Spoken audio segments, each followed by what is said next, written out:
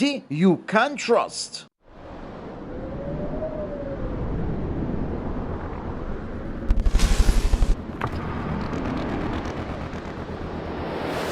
The power.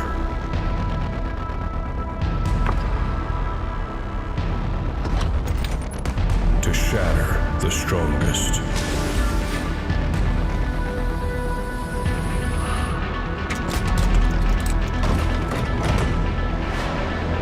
Conquer the indestructible with Ronex's collection of angle grinders.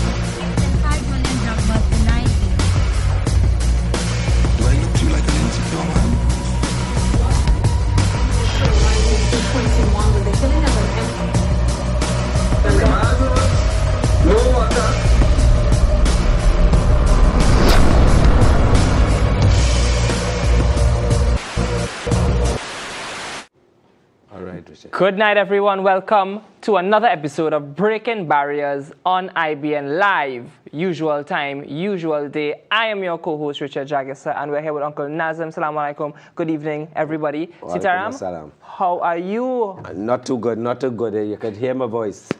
I'm feeling like if I swallow a frog. Oh, God, oh, God. I have it bad. Dust. I end up cutting the grounds there yesterday and the day before, and the dust mashed me up. You know how it is? Well, like the frog jump in your throat, the dragon fly away, and the sandals bust. Everything, boy. We have an active session for you tonight. Some of you all may have seen our flyer for tonight's episode. We have a packed show. Last week we gave an open invitation to anybody. Anybody. And we've opened the doors, and they are rushing in. Tonight we have a packed studio. So we're going to go straight into it. Some of y'all may have already heard, but the dragon dead. Well, badly wounded. The dragon badly wounded. Badly wounded. I find Stuart Young as an interim prime minister, as a squatting prime minister, he has done a lot, you know. He has done a lot. To damage the image of the PNM. He slay a dragon. Sometimes that does happen quite at the end of the movie. He do it in the beginning. Yeah. He do it in the first 4 weeks. And you know what's so ironic? I heard him on news tonight with the audience, I think it's in Point 14. He said, you all elected me as Prime Minister. Who elected he as Prime Minister? 11 of them in Port of Spain. 11 of them, and the next 9 get bullied. Yeah. So, and the audience clapping up that, lapping it up, saying that, yes, you all appointed me. But I say these people, brains they make for everybody, you know. Not at all. Not at all. Or most people don't have it. Well, he slayed the dragon in the first 4 weeks of his office. He pushed the British away. Now we need visa. Yes. Now we need visa. Call a state of emergency, and still crime running rampant. Kidnapping, murder, still. Of course. And it's failure after failure with this interim prime minister. So, folks, we have some interviews tonight, and we want to get straight into it. So let's set the stage for one of those interviews. Justin, Saif, there's a video we have queued up. For those of you who do not know, in the last 5 years, the current administration has fumbled any hope of diversification and of our economy, and further fumbled our economy and our economic growth. The last administration, this current administration and the last, both said that our entire economic future rests in the success of the Dragon Gas deal. The Dragon Gas deal is an arrangement with NGC, Shell, Venezuela, and the United States, OFAC, to drill for oil and gas and so on. And it has long been the position of all sensible persons and the cry of the opposition not to put all the country's eggs in the Maduro Dragon Gas deal basket. Because everybody knows if you put all your eggs in one basket and that basket fumbles or falls, then you lost. So let's go straight to the words of the then Prime Minister. Let's go straight to the head of the last cabinet, and let's hear how much he super endorsed this Dragon Gas deal, how much he stressed on the success and the need for this. These are his words, not mine. Let's go, guys. If you see us losing that OFAC license, as you will see in the news if it happens, then you know you cook. If you see the Venezuelans not allowing us to use the Dragon field, then you know that we are in difficulty. Despite the negative comments about the Dragon Gas deal with our southern neighbors, Venezuela, Prime Minister Dr. Keith Rowley said this country's accomplishment of sealing the deal was a surprise to many. He said the future of Trinidad and Tobago depends on the success of Dragon. Because our gas within our border is running out. What will happen to Point Lisas, where we now depend so much on the activity of Point Lisas for our major revenue stream? What happens when the gas runs out? And it wouldn't run out in 8 years, It will be running out along the way until by the 8th year or the 9th year, it's gone. But between now and then, as it gets less and less and less, the problem of insufficient gas equaling insufficient revenue, equaling not being able to pay for what you already owe or to do what you want to do, that is the calamity we'll be facing. He said the alternatives to keep the country's economy afloat, though available, will mean several changes that will affect our way of life. This is a country where in our national budget of $60 billion, $6 billion is cash handed out to people who have no other income. That's what's going to happen. This is the country where people have become accustomed to the government carrying their own bills through subsidies for water, electricity, medical care, education. So if you don't have a proper revenue stream, the sustenance of that. And for those who believe that you could go to the IMF and get money there, that's true. But you get the IMF money on conditions. The Prime Minister urged citizens to not take the work of the government on behalf of the people of Trinidad and Tobago for granted, but rather ensure that all the steps taken to preserve our way of life is continued. Ayana Carter, TTT News. Ironic about that. Now the citizens, they tell you all what the citizens had to buy in the belly for. Correct. And he gonna take a 47% pay increase. Yes. No subsidies, car loan, all that. Why he didn't say, well, because of the economy and how things going. Because he himself, I remember, he said when Fane Richards did bring up this thing about vehicles. Yes. He said he was going to look into it and able to put a ceiling to the cost of a vehicle that MPs, ministers could buy. If they want one for $2 million, the preferred vehicle for most of these fellas is Prados. So a Prado is no problem. Anything over the cost of a Prado, you fund that yourself. Government subsidy, only for a Prado. And as a matter of fact, it should be for 5 years. You see this 2 years? This 2 years thing is, they don't even use the vehicle. Because they just be using the government vehicle to carry the outside woman and do all kind of thing. You know what I mean? And make grocery. So that need to be addressed. The citizens on the whole cannot be taking all the stress. And you all enjoying it, and yet still, all is still making backroom deals and thieving the people money. Yeah. So you tell me what's really going on. So that's an interesting point, and that's an interesting way to look at it, because we have a failed economic plan, and the little kakara that bleeds through, they somehow managed to pocket it. One way is through the tax exemptions for motor vehicles, as you pointed out. Another way is through renting to their friends and families. 23 million. And another way is giving off contracts to friends and families or businesses owned by brother and mother and father and all of those things. And reclusing themselves. Correct. And now we have an economic plan that has flopped. Now, Nazim, who closed Petrotrin?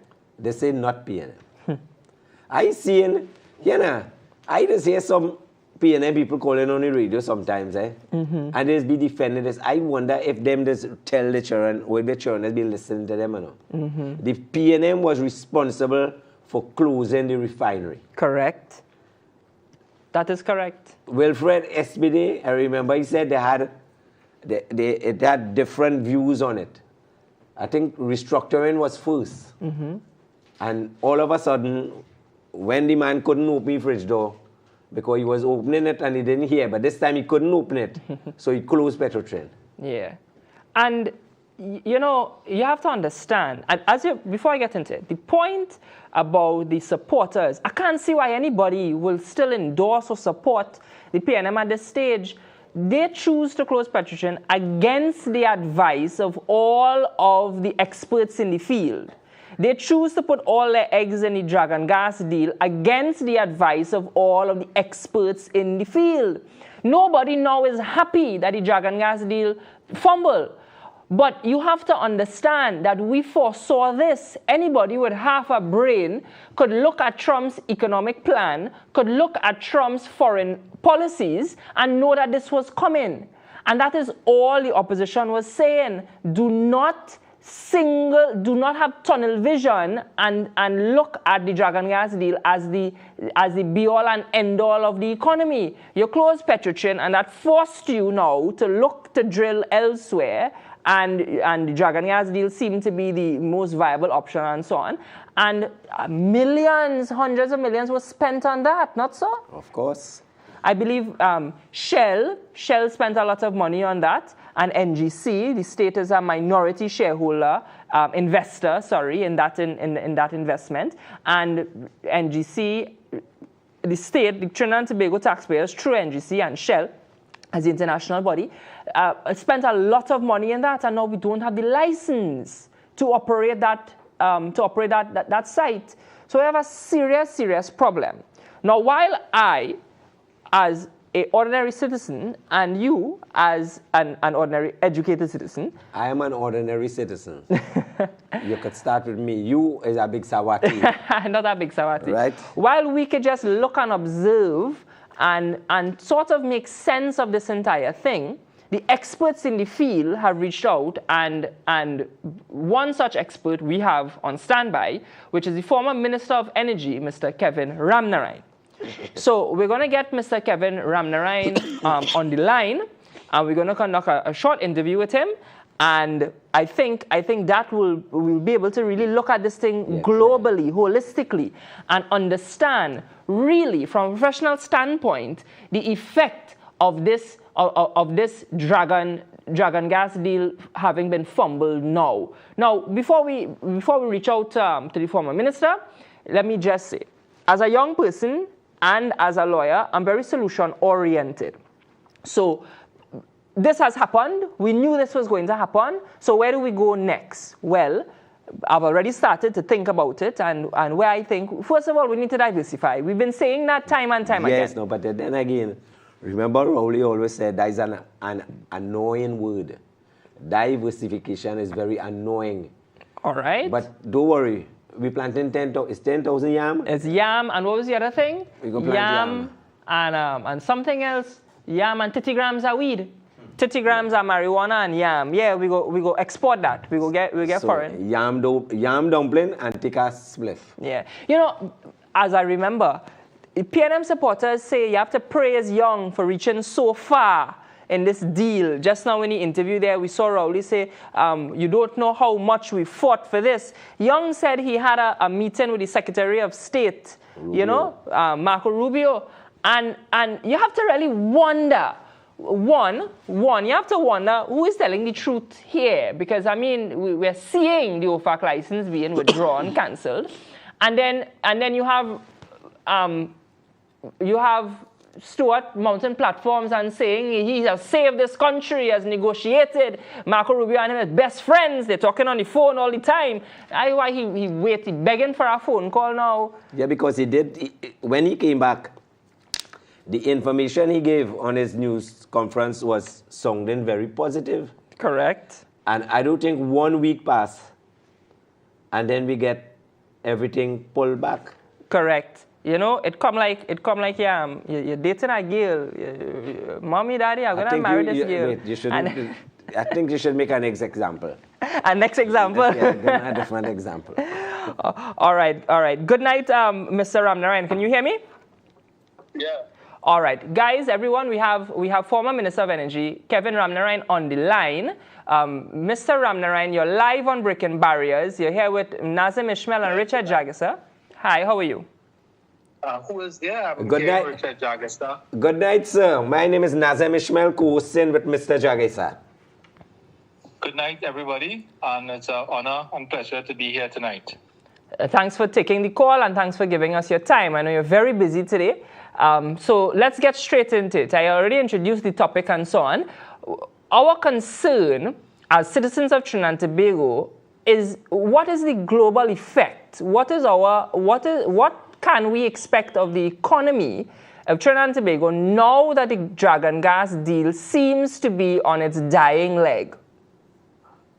Okay, well, first of all, the announcement yesterday by Prime Minister Stuart Young should come as no surprise to anybody, because only a few days before, the same OFAC, and OFAC stands for Office of Treasury Department. It's an office within the U.S. Treasury, and they are, if I was to describe them, they are the ones who implement the sanctions that the United States would want to apply to countries and so on. So it comes as no surprise because a few days before, the U.S. had revoked licenses for a couple of European companies, one of which is an Italian company called ENI, where ENI was owed money by Venezuela, and there was an agreement for ENI to be paid in cargoes of crude oil. So that arrangement was revoked by the OFAC yesterday, right? And so now we are where we are. The two OFAC licenses that were granted to Trinidad and Tobago in December, one was in 2023, and the other one in 2024.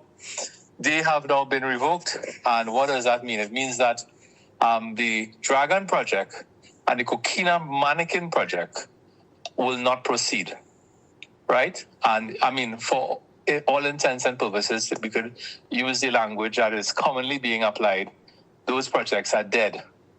Mm-hmm. All right?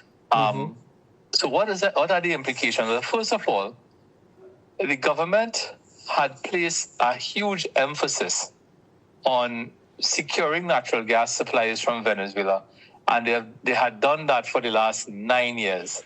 Since 2016, I believe the famous conga line dance dates back to 2016. So since 2016, the Rowley Young administration, they've been pursuing this, and they had built these two deals, in particular Dragon, which is the more common of the two, the one which is more a household name. They had built it up. They, meaning the government of Trinidad and Tobago, the Rowley Young administration, they had built it up to be something which was of supreme importance. I'm sure both of you all would agree with that statement. Absolutely correct. Yeah, they made it the penultimate. They made it the penultimate economic solution. Of course.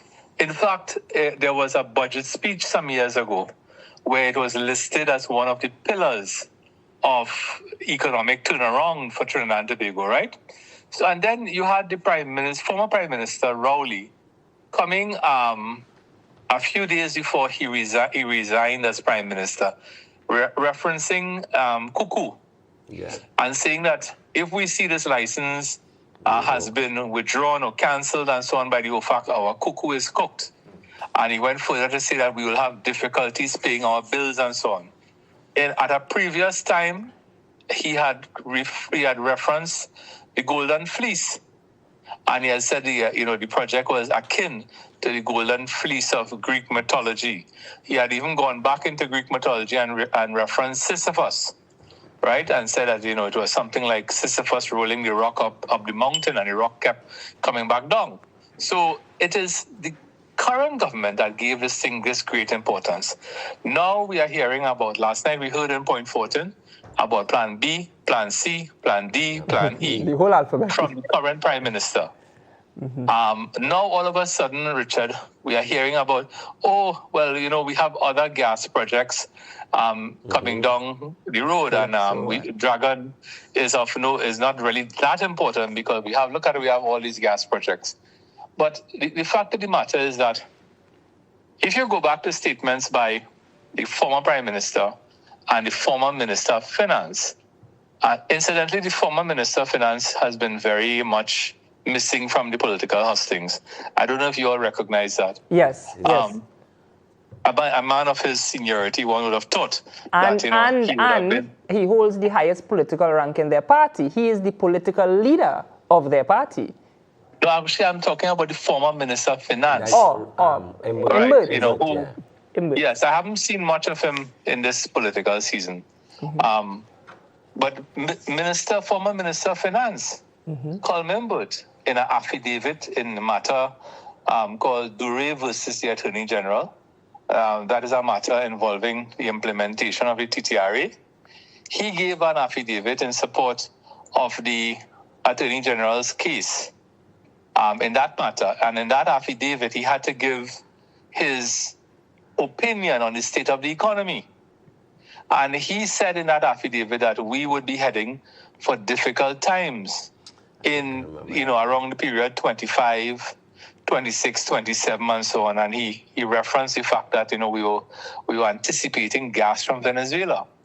Then in September 2024, at an Atlantic LNG function, the former Prime Minister, Keith Rowley, he too said something similar. He said, we are going to have a difficult time in 25, 26. And he said by 27, we should. And this is when he asked Richard, he asked the country to hold strain. Yes. Yep. Remember that? Yes. He asked the country to hold strain until 2027. So there is a period of difficulty ahead. And that is man-made, right? It is a result of the policies of the last 9 years, which have led to a reduction in investor interest, a reduction in drilling and so on. And that has caused us, in part, right? I mean, I want to be honest, it's not the entire reason. There are other reasons, geological reasons, and so on. But a major part of the reason as to why we are where we are today, where we are short of natural gas by a significant amount, where plants have been running at 75 to 80% capacity. Other plants have had to shut down, where we have one LNG train which is about to be buried, right? Well, not literally buried, but it's dead. This is train 1. Trains 2, trains 3, and trains 4 operating at 60% of their capacity. That scenario is where we are today, and that is going to get worse in 25, in 26, and 27. So we are in for this period of, whole strain period.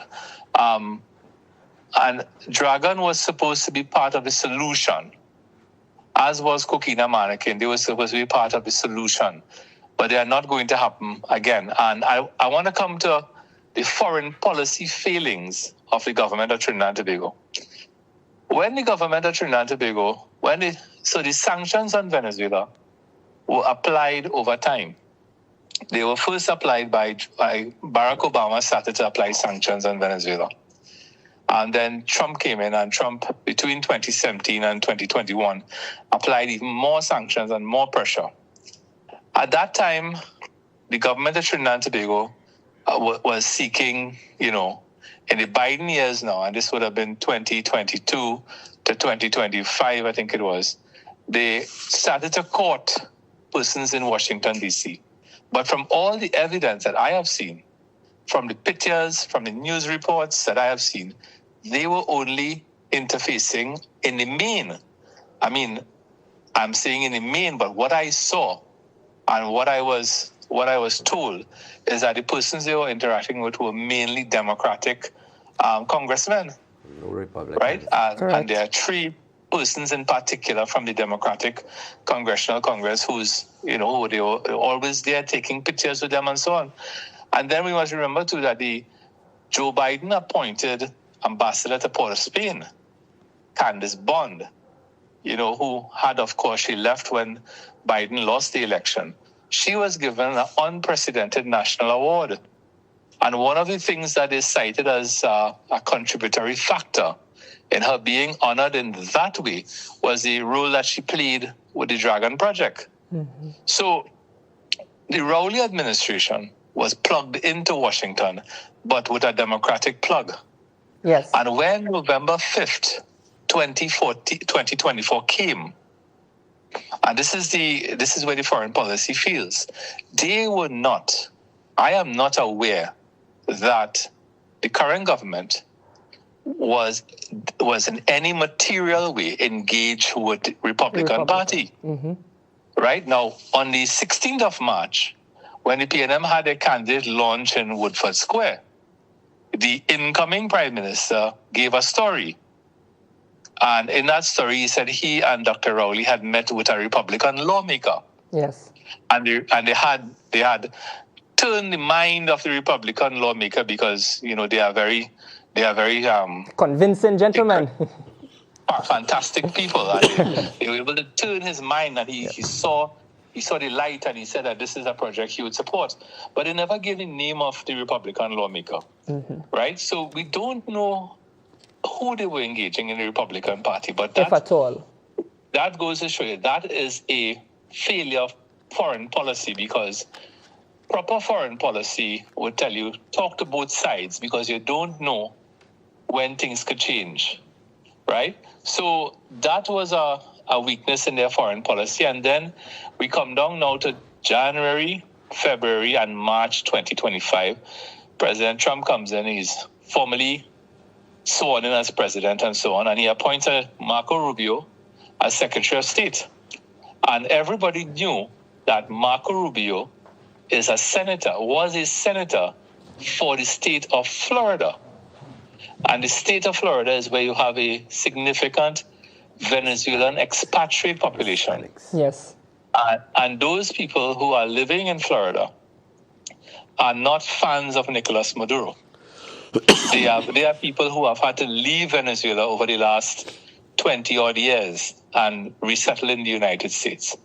And President Trump said that he received overwhelming support from the Venezuelan community in Florida. In fact, I'm told they receive over 90% of the vote from the Venezuelan community, right? And that community, therefore, and the Cuban community in Florida are very influential with the Republican Party.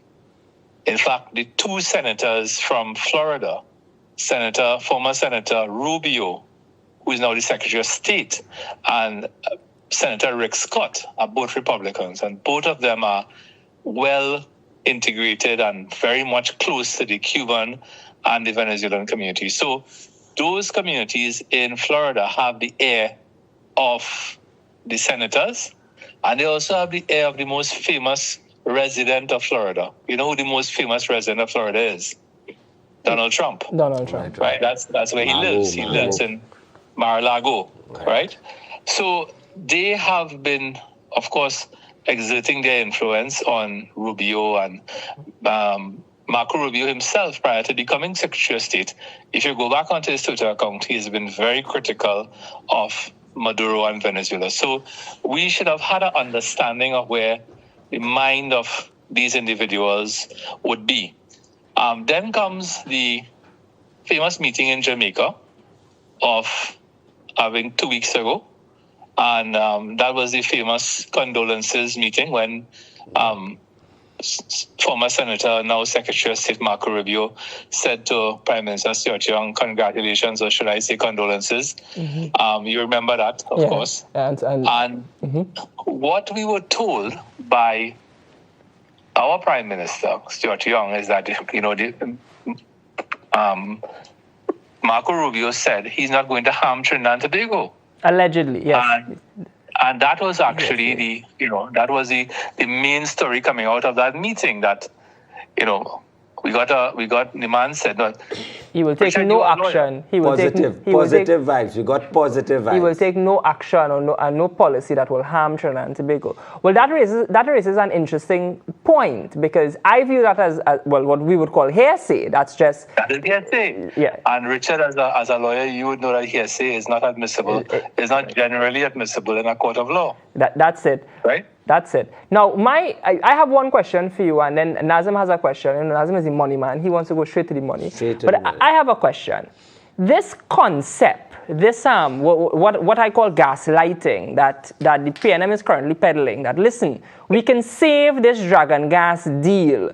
At first, the current Prime Minister, Stuart Young, made it sound as though there was some appeal process. But of course, there is no legal appeal process. OFAC can withdraw a license, cancel a license as they see fit. That's their foreign affairs policy. Nobody can force them to do anything, that's my understanding of it. Then I understood him to mean that he was going to appeal to OFAC to reinstate the license. Now, earlier in your analysis, you referred to the deal as dead. I just want to ask you, from a professional standpoint, is there anything the current administration can do? Is he in any way being truthful in his averment to society that he can somehow breathe life into this deal, given that OFAC has cancelled license and there is no appeal process? Well, I think the United States has their reasons for doing what they did. I have heard the argument around Trinidad and Tobago from former Prime Minister Rowley and from certain CARICOM leaders about sovereignty. But we must remember that the United States is also a sovereign nation. And just the same way we like to beat our chest about sovereignty, they have a right to express their sovereignty too. So in revoking the licenses, they are exercising their rights as a sovereign republic.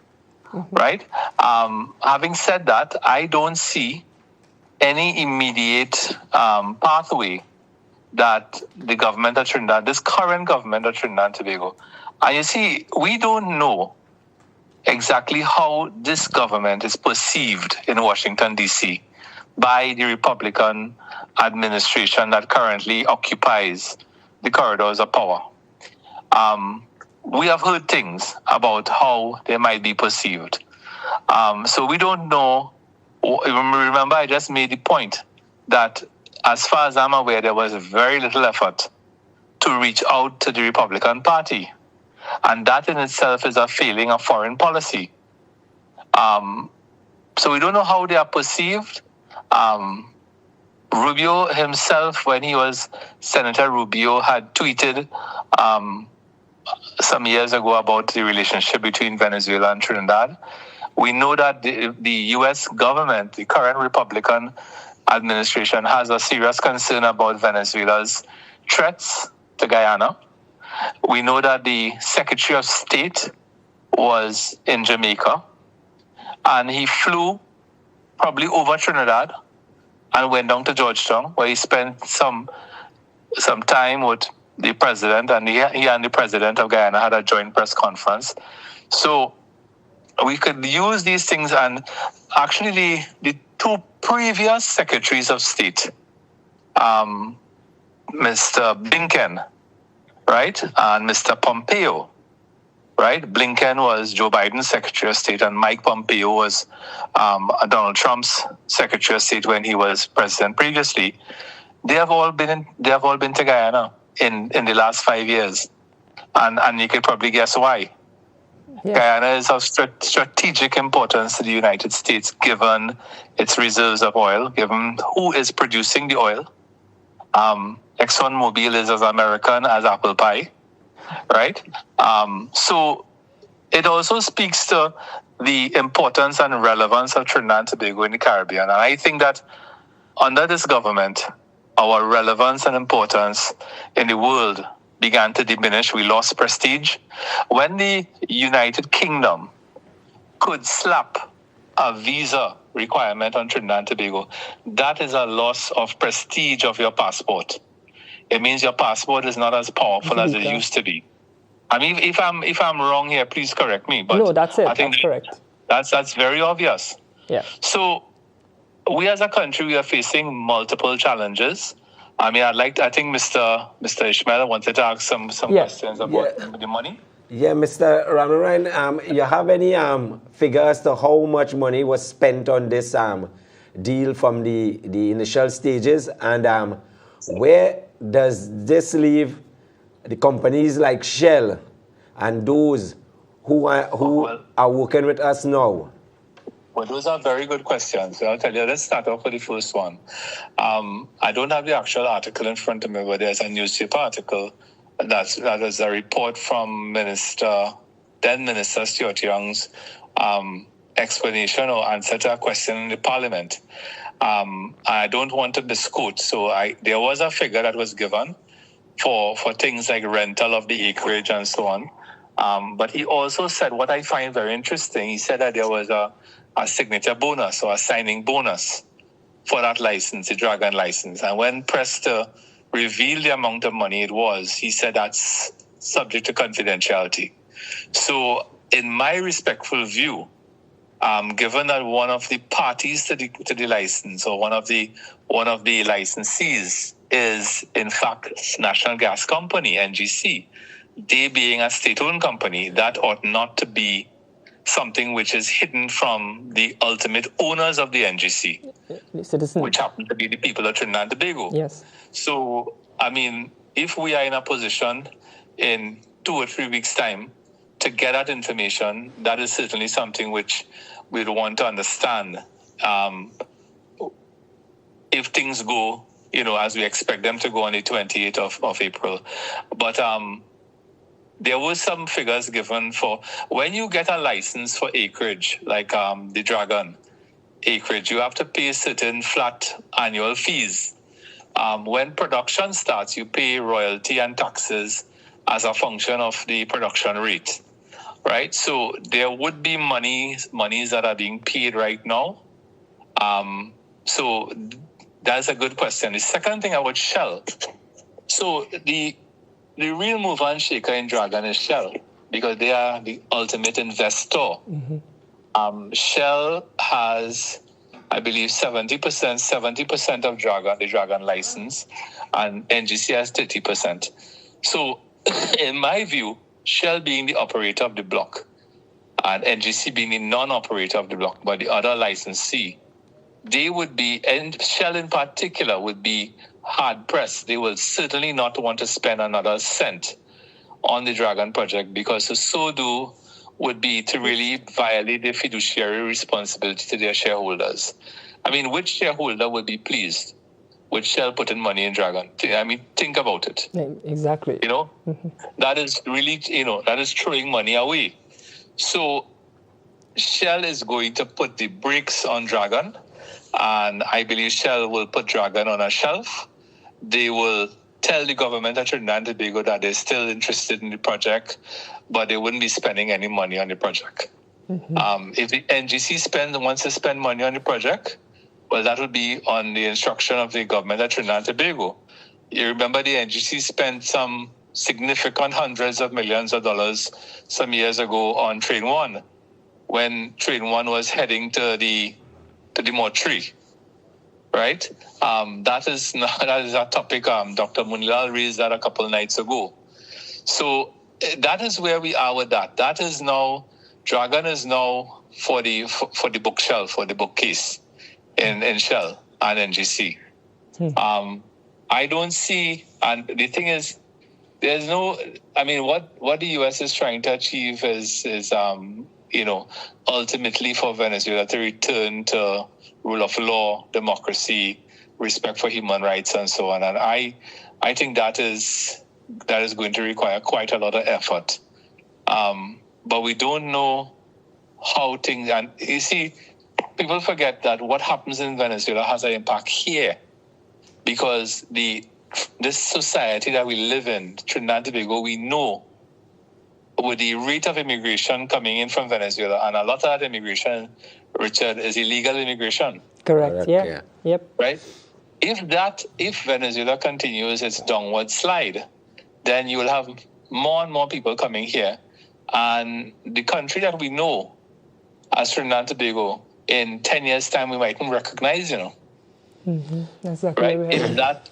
And the concern which I have just expressed is a concern which is also concerning people in England and people in the United States.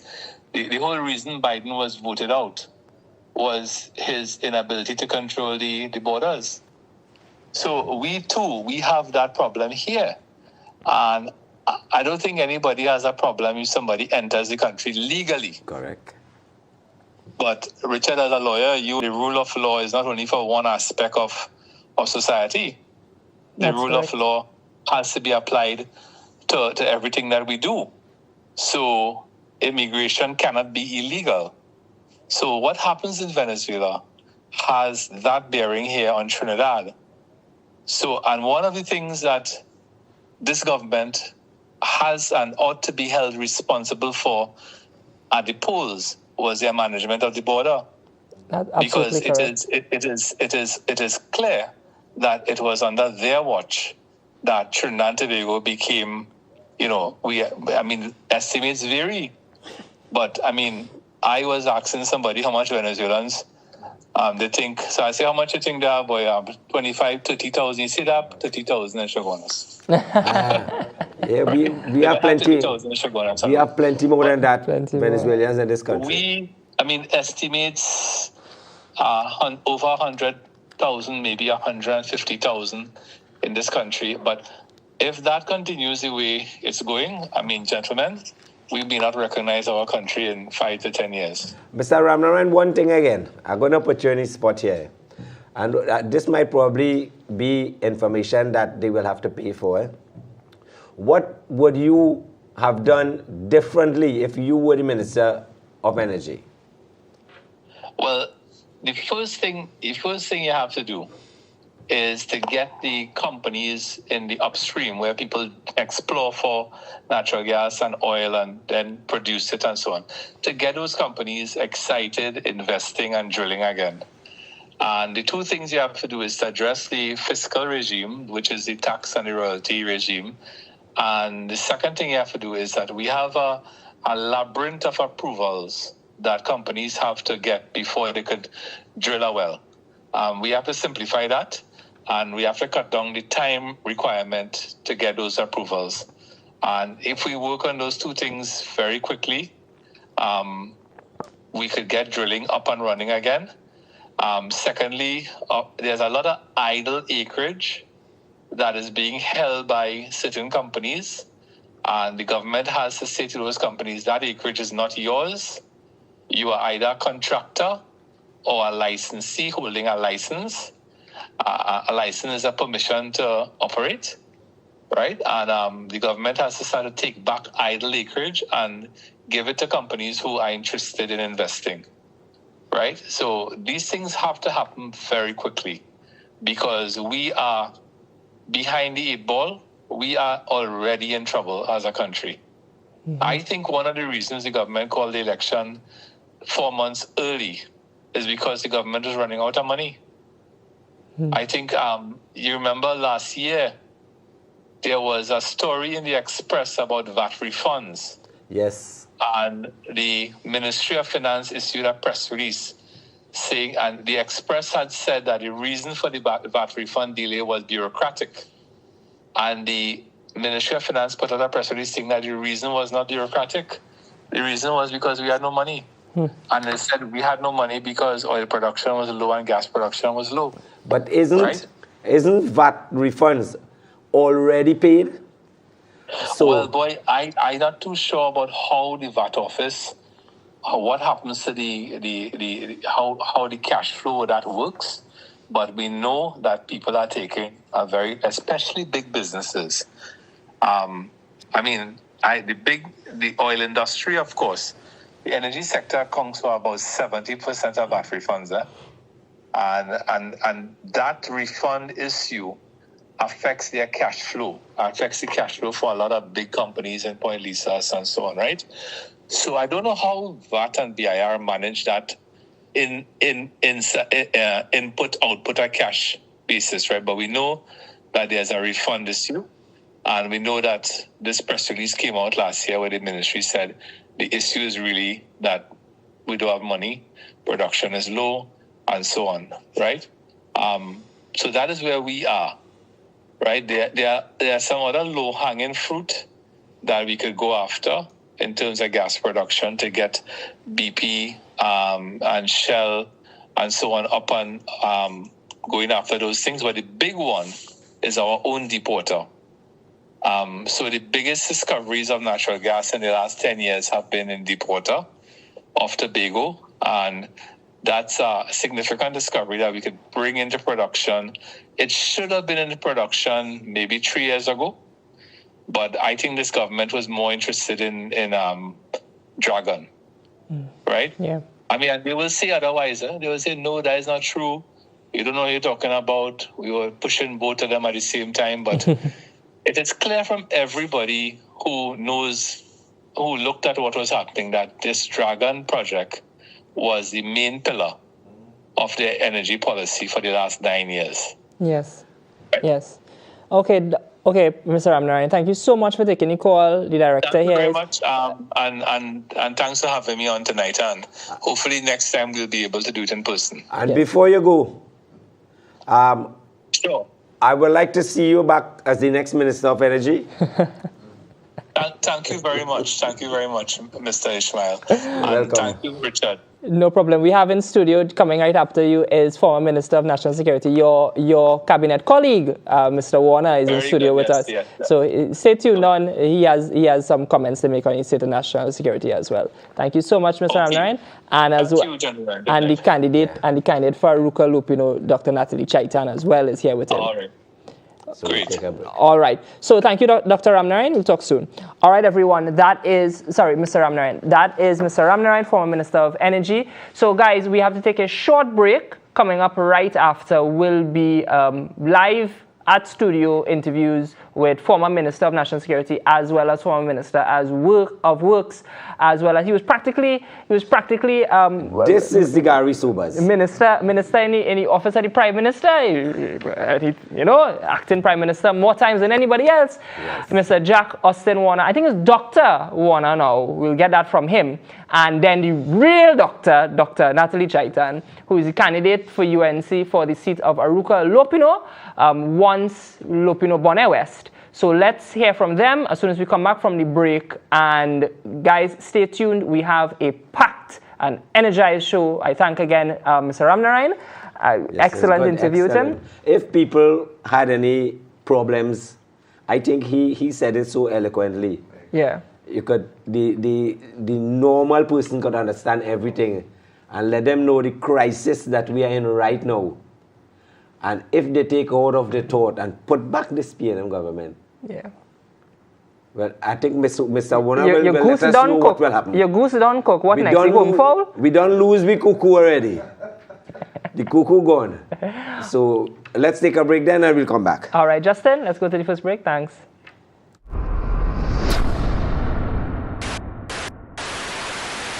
Introducing the finest selection from premium deli and meats. Savor the bold flavors of beef salami, beef pepperoni, and chicken ham. Indulge in our diced beef bacon and perfectly sliced beef bacon.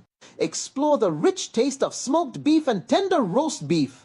Treat yourself to our juicy jumbo chicken hot dogs and beef hot dogs. Top it all off with the delicate flavors of smoked turkey breast and our premium whole turkey, all halal certified for your trust. Delivered to you by Chill Foods, Premium Deli and Meats, excellence in every bite.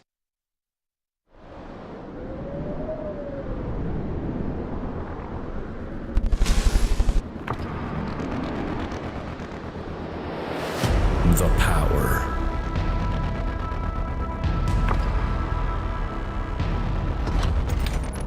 To shatter the strongest.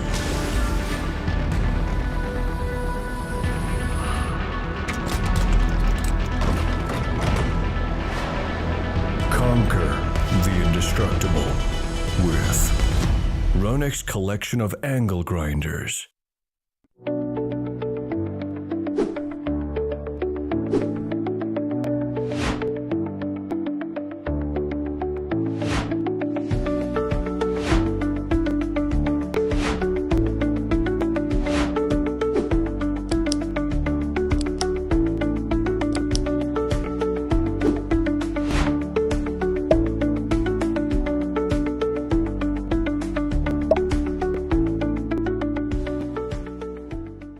Chic Leisure Limited, making life easier. Our renowned great tasting vermicelli comes pre-cut in regular and parch, packaged to make preparation simple. Attention all doubles vendors and roti makers, try our high quality pre-sifted bromate free all-purpose and whole wheat flour, low price and conveniently packaged. For wholesale and retail prices, contact Chic Leisure Limited, Warrenville, Conopia. Chic Leisure Limited, quality you can trust.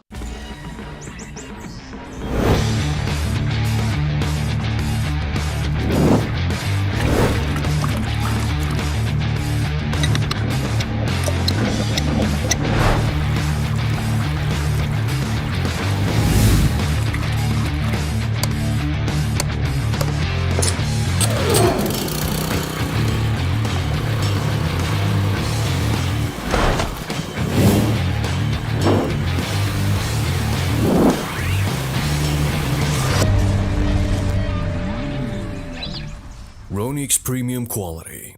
Mitsu Air Limited, authorized Mitsubishi air conditioning dealer. No need to replace your air conditioning units ever so often. Split units, cassette, ductable, CTVIF systems and much more. Mitsubishi Electric has long been powering industries and providing solutions for healthy living. Mitsu Air Limited boasts the industry's first 10-year warranty on all parts and labor.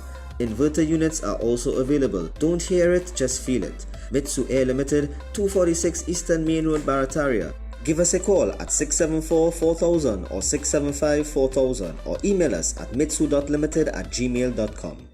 For the everyday lowest prices on all grocery items, trust Low Cost Supermarket for the widest variety of quality products at low prices. Freshly picked fruits and vegetables, healthy products for your well-being, high quality meat cuts, and a warm and friendly service. Low Cost Supermarket, Sun and Main Road, Kunupia. At Extra Foods, we care for you. That's why we always have the widest variety, the best prices, spacious aisles of total convenience, plus clean, safe surroundings. Let us care for you. Extra Foods, always extra for less.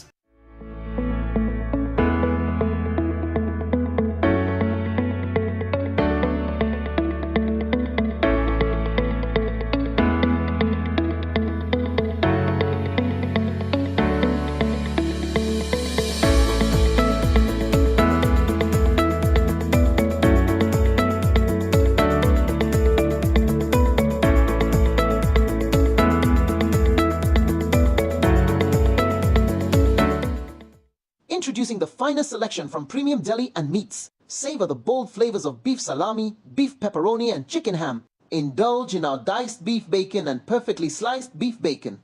Explore the rich taste of smoked beef and tender roast beef. Treat yourself to our juicy jumbo chicken hot dogs and beef hot dogs. Top it all off with the delicate flavors of smoked turkey breast and our premium whole turkey, all halal certified for your trust. Delivered to you by Chill Foods, Premium Deli and Meats, excellence in every bite.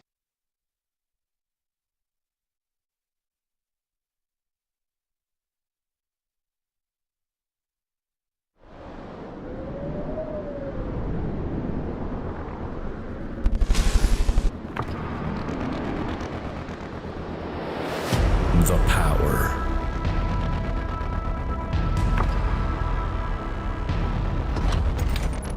To shatter the strongest.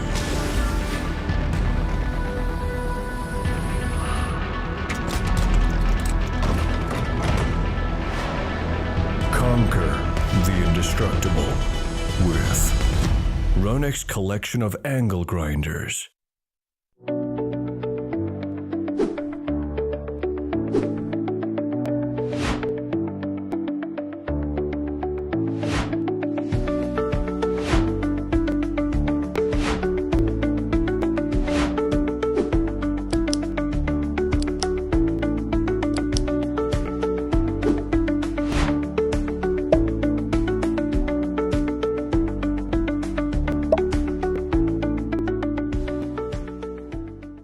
Chic Leisure Limited, making life easier. Our renowned great tasting vermicelli comes pre-cut in regular and parch, packaged to make preparation simple.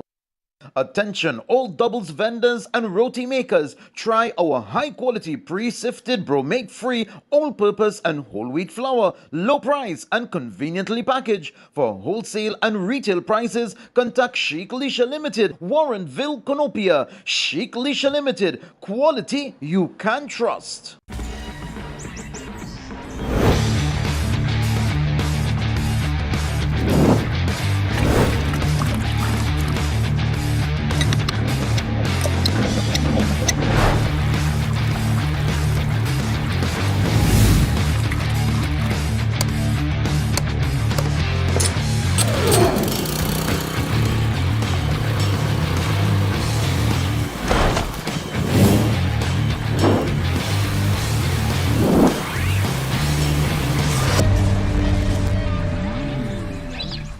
Ronex premium quality. Mitsu Air Limited, authorized Mitsubishi air conditioning dealer. No need to replace your air conditioning units ever so often. Split units, cassette, ductable, CTVIF systems and much more. Mitsubishi Electric has long been powering industries and providing solutions for healthy living. Mitsu Air Limited boasts the industry's first 10-year warranty on all parts and labor. Inverter units are also available. Don't hear it, just feel it. Mitsu Air Limited, 246 Eastern Main Road, Barataria. Give us a call at 674-4000 or 675-4000 or email us at mitsu.limited@gmail.com.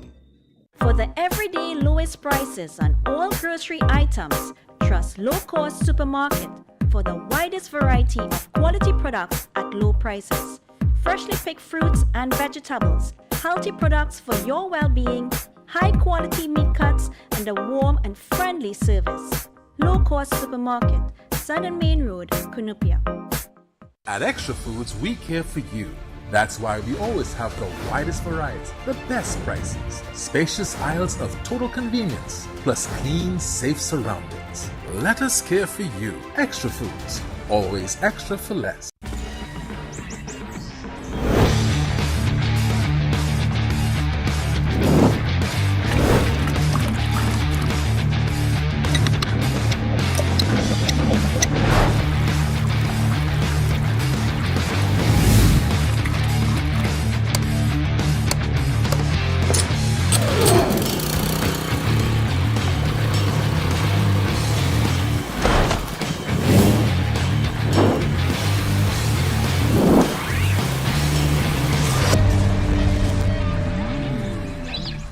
Ronex premium quality.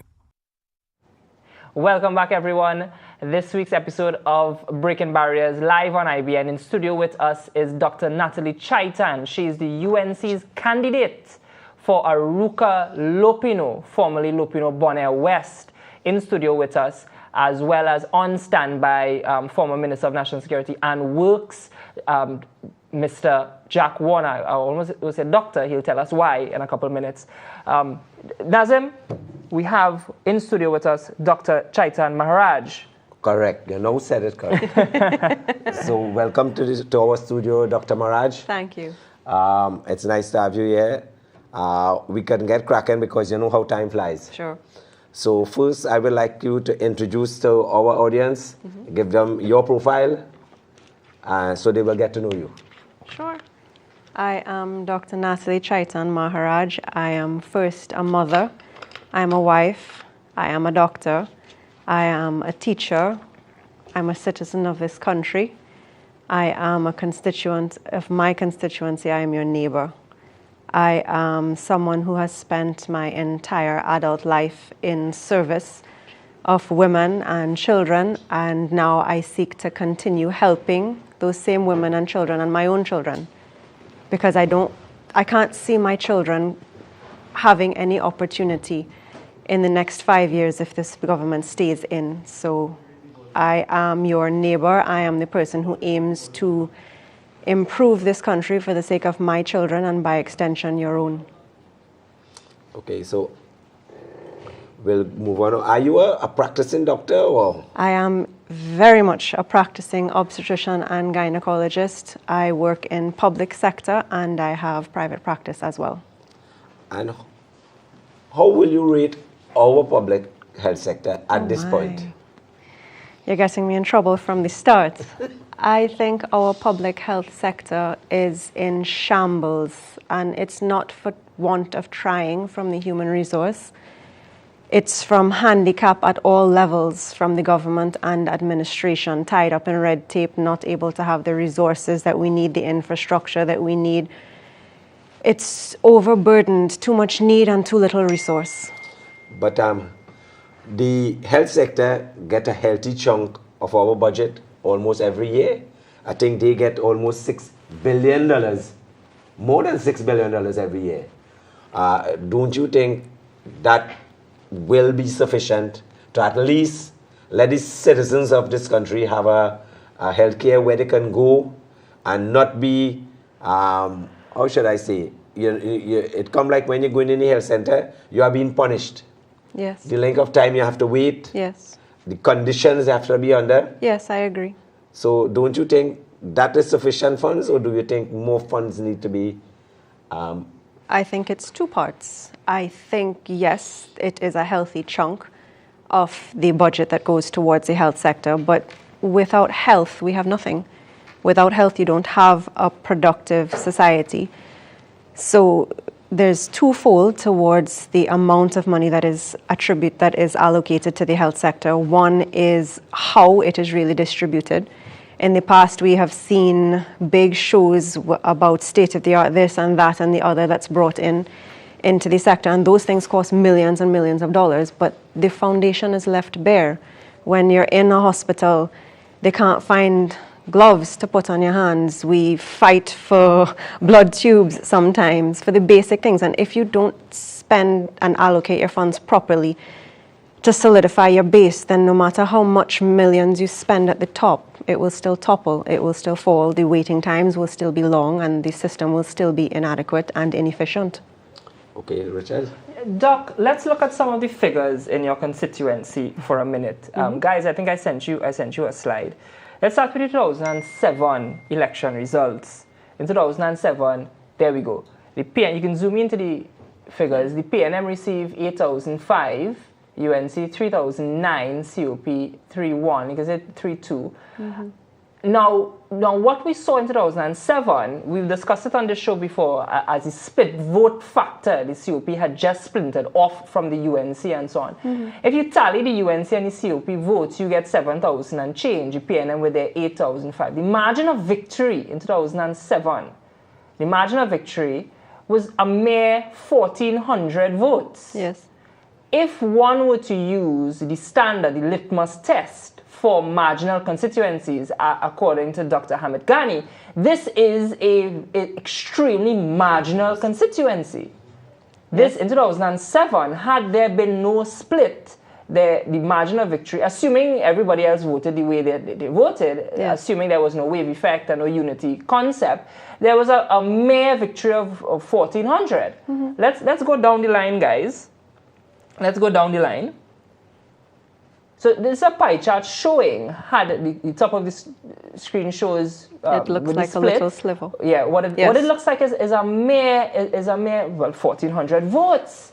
Now, as we will see in 2010, when there is, you could go to the other side, guys. When there is unity, when there is, there we go, when in People's Partnership government ran together, there was no third party, the UNC won the seat by 1,000 votes. So I make this point because one of the aspects you have to face in your constituency, in your campaign, is this third-party splinter-off effect, which you comment on in a minute. Yes. And let's go down to the last slide, guys, in 2020. There we go. You have PNM with 9,608, UNC with 3,005. Warner ran as the sole ILP candidate in that entire election, 3,008, almost 4,000. And again, if we were to join that UNC and ILP, UNC Jack Warner vote, you get 7,004. Yes. PNM only with 9,000. The margin of victory again falls within the definition of a marginal constituency. Yes. You can come back to me, guys. So it's my opinion that Arouca, you can go back to us, guys, that Arouca Lopino is actually one of the most marginal seats in this country and could very well turn out to be the dark horse in the UNC's winning column come election night. Yes. So tell us, having looked at those figures, what's the ground saying? What's Lopino saying? What's Arouca Lopino saying now with you, a fresh face, supported by Jack Warner, supported by the politics of the old, while simultaneously bringing new politics to the fold? On your walkabouts, on your campaign trail, what's the feeling like, as young people say? What's the vibe? The vibe is that change is in the air. The vibe is that people are ready for change. They are very tired of the same old detriment and danger they've been facing for the last decade of darkness. Young people are coming out to me. My campaign walks this evening, 3/4 of them are young people. My joke is I say, you have no gray hair and you're coming out to vote for the first time for us. The tides are changing, and with a young face comes young constituents who are now showing interest and have a say and will come out and have a vote. So where does your area starts from? Let's say Our boundaries? Yeah, the boundaries. So our western boundary starts at Tavernout Street. Our southern boundary is the northern side of the Eastern Main Road, and the eastern boundary goes up to a part of Arima Old Road. So it's quite an area. Yeah. So this is in the heart of the East-West corridor. Now, I know the political leader of the UNC has said that there's going to be a manufacturing hub in the east. How do you think that will affect your constituents, if you win? What are they saying? Are the young people saying, they'll be looking for jobs? If that comes on stream, that's something they're looking at. What's the vibe in relation to that announcement? Of course, I think it is. So the announcement and the plans in the policy manifesto for the East-West Corridor Hub is to restart and revive the manufacturing industry along the lines of producing products for agri-industry, biotechnology, and medical services. So that will allow for a wide range of skill sets to be provided for people for employment, and that is what the young people in my constituency are crying for the most. They are unemployed, they are falling through the cracks, there are no avenues for them to have skills training done. So I think opening that industry in the East-West Corridor will allow for an ease in this soaring unemployment that our youth are seeing. It will allow not just direct employment into the industry, but there will be secondary businesses coming off from the presence of the primary producing industry that will further allow for entrepreneurship for the young ones that don't want to work in the industry itself. If they get the opportunity to learn the skill set, then they can take it for further private entrepreneurship themselves afterwards. It opens up a whole door and a whole new era for the young ones in the East-West Corridor and the whole. I like how you word that, the secondary entrepreneurship following from the primary injection of the UNC's policy of the manufacturing hub. Now you've mentioned two things so far. You've mentioned young people unemployment as a critical issue. You've mentioned shortfalls in the public healthcare sector.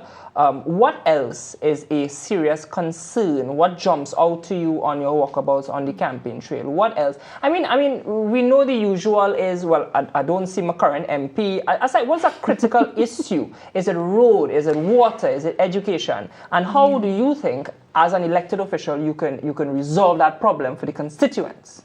All right. So I think yes, the cry when you go on any campaign for any general election is Yes, the roads are horrible. There's flooding. They don't have 24/7 water supplies. These are the issues that we do come across and that have been very badly neglected by the MP. Other than that, the issues are, yes, the youths, and aside from unemployment with the youth, the lack of opportunity in terms of culture in our area. Now, Aruka used to be known for Mr. Warner's Carnival, which is now dead in the water with the PNM. Lopino has such a rich heritage from their estates, their cocoa and coffee estates in colonial ages, that still has a vibrant culture for them today. It's not being used. It could be a domestic hub for ecotourism if given the opportunity. Only in the last year, election year and gimmickry as usual, have they tried to start to renovate the Lopino Heritage Site. There's so much more potential there. The whole Lopino area, it's beautiful and untouched in nature. But when you go back to the same issues that you find in a constituency for any campaign, you can't get to those beautiful geographical areas in our constituency because the roads are near impossible to start with. What about the crime situation? Well, crime affects our constituency like every other, and it remains a shortcoming in the area. For the geographical space of my constituency from the western to the eastern end, there's one police station, Aruka Police Station alone. There's no outpost. It takes how many minutes and half an hour and hours for police to be able to reach those distant rural areas of the community. So all of that needs to be looked at. Well, Richard? All right. So in addition to the concerns that you've raised, and of course, so the seat is currently held by the current Minister of National Security yes. and former Minister of Public Utilities. Yes. What's the condition with running water, electricity? What's the condition with security in that area? Well, as I said before, it takes the response time for the one police station to reach the corners of the constituency, I think, is unreasonable to stretch a police force to that extent. In terms of the previous role in public utilities that the MP had, he has put up billboards throughout the constituency listing all of the WASA and other accomplishments he did in terms of water supply for the constituency. Yet everywhere I walk, on every walk, you can find a pipeline that's burst and leaking. People who complain that they used to have water 3 days a week, now it's once a week. No one has water 24/7. I live in the constituency. We have power outages regularly that affect people's appliances that they have to go and then claim for. And all of those headaches that were headaches 5 years ago, 10 years ago, are still headaches now.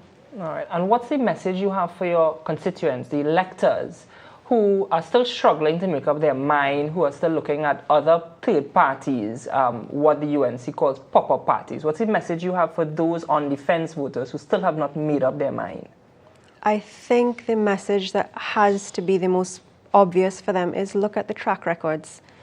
You don't have any experience from the pop-up parties as they are new. Do you really want to risk it against the UNC's track record of every time we are in government, we accomplish the policies that we set out to, we fulfill our manifestos? History has shown every period that the UNC has been in partnership with, in government with People's Partnership or on their own, the country has benefited. The treasuries have been restocked. Education has moved forward. I owe my entire career to the advances put forward by the UNC and the People's Partnership. If you're looking at track record and productivity, the choice is clear. And when the UNC wins, everybody wins.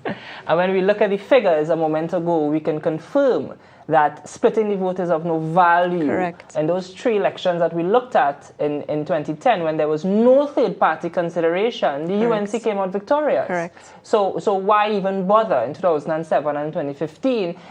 Because of the split vote factor, that was the only time the PNM ever took home the Correct. seat. So as we draw to a close, if elected, what do you see as your legacy? What are some of your policy, what comprises your policy agenda moving forward? Oh goodness, I had to laugh at the word legacy, I'm sorry.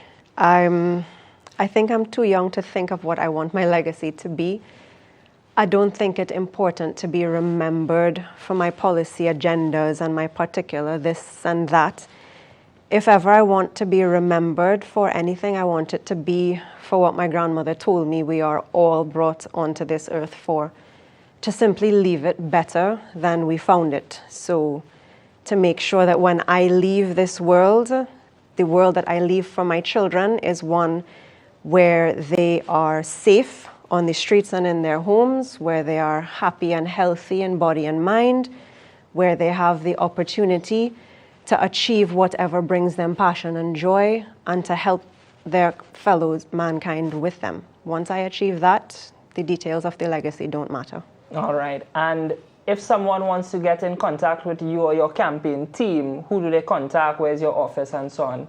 So we have our campaign office in the center of the constituency at the corner of Railway Road and Eastern Main Road in the Tropical Express building. Easy to find with all the banners and the UNC sign right there. All right. Thank you so much, Dr. Chaitan Maharaj. Uncle Nazim, any questions? Somehow I don't like the word hub. Hub? You For the remember manufacturing hub? No, remember the hub, the transportation hub. They built in Portersville. You mean the shed, the shack? When Cole Potman and Heinz was opening with fanfare. That is a hub. I think I had to get somebody with a vehicle. No, let me say that on air. But we will show them how what a hub should look like, correct. Have to operate. We'll have to show them that. Yes, indeed. So, all right. Thank you, Dr. Chaitan Maharaj. Thank you for having me. We only have 15 minutes left. We want to get Mr. Warner in, and then we could take some calls as well. So please be on standby. You can hold on.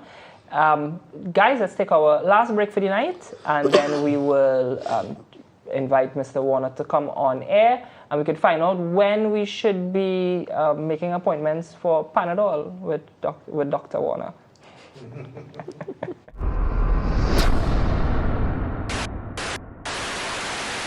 Introducing the finest selection from premium deli and meats. Savor the bold flavors of beef salami, beef pepperoni, and chicken ham. Indulge in our diced beef bacon and perfectly sliced beef bacon. Explore the rich taste of smoked beef and tender roast beef. Treat yourself to our juicy jumbo chicken hot dogs and beef hot dogs. Top it all off with the delicate flavors of smoked turkey breast and our premium whole turkey, all halal certified for your trust. Delivered to you by Chill Foods, Premium Deli and Meats, excellence in every bite.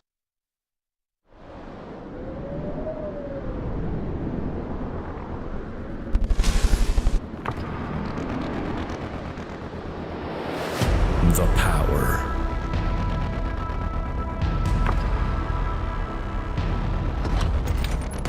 To shatter the strongest.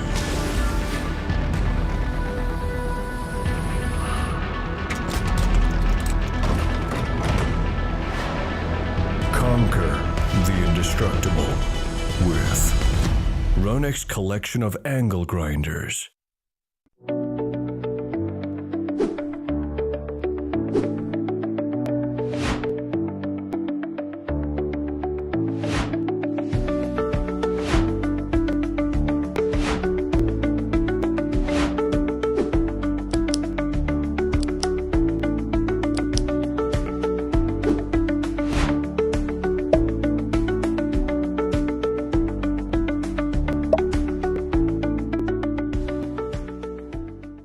Chic Leisure Limited, making life easier. Our renowned great tasting vermicelli comes pre-cut in regular and parch, packaged to make preparation simple. Attention all doubles vendors and roti makers, try our high quality pre-sifted bromate free all-purpose and whole wheat flour, low price and conveniently packaged. For wholesale and retail prices, contact Chic Leisure Limited, Warrenville, Conopia. Chic Leisure Limited, quality you can trust.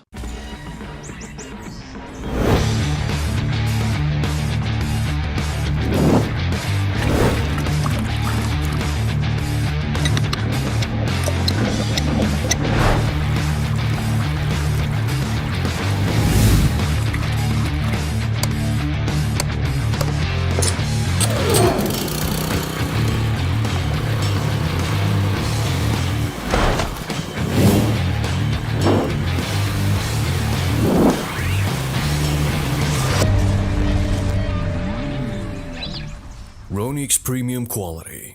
Mitsu Air Limited, authorized Mitsubishi air conditioning dealer. No need to replace your air conditioning units ever so often. Split units, cassette, ductable, CTVIF systems, and much more. Mitsubishi Electric has long been powering industries and providing solutions for healthy living. Mitsu Air Limited boasts the industry's first 10-year warranty on all parts and labor. Inverter units are also available. Don't hear it, just feel it. Mitsu Air Limited, 246 Eastern Main Road, Barataria. Give us a call at 674-4000 or 675-4000 or email us at mitsu.limited@gmail.com. For the everyday lowest prices on all grocery items, trust Low Cost Supermarket for the widest variety of quality products at low prices. Freshly picked fruits and vegetables, healthy products for your well-being, high quality meat cuts, and a warm and friendly service. Low Cost Supermarket, Sun and Main Road, Cunupia.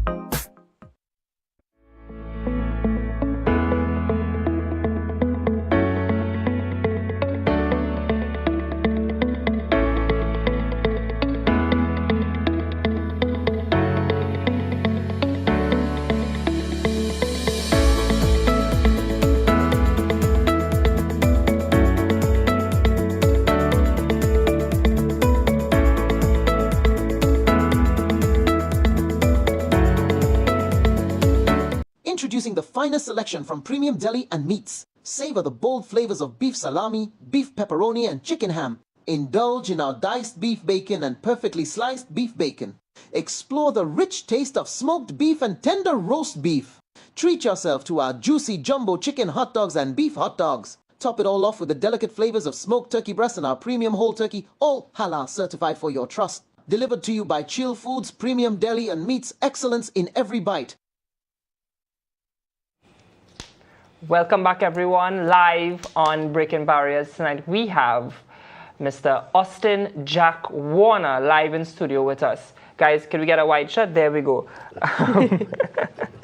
Mr. Warner, you're in your campaign gear, you're in your glee, you're feeling like you did in 2007 to 2010, all the elections. That's right. Before we begin, a little birdie tell me, you are supposed to be Dr. Warner by now.